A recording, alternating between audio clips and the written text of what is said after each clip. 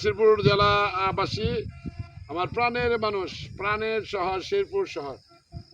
তো আমি দাঁড়িয়ে আছি নবান্ন উৎসবের অপেক্ষায়।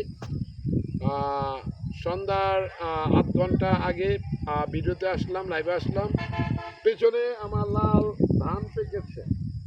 এই ধান বিক্রি করে আমি আমার ছেলের জন্য, একমাত্র ছেলের জন্য, যে ক্যামেরায় আছে, যে আমার ক্যামেরাটা ধরছে, আমাকে ভিডিও করছে আমার ছেলে, তার বয়স 9 বছর, সবাই ওর জন্য দোয়া করবেন।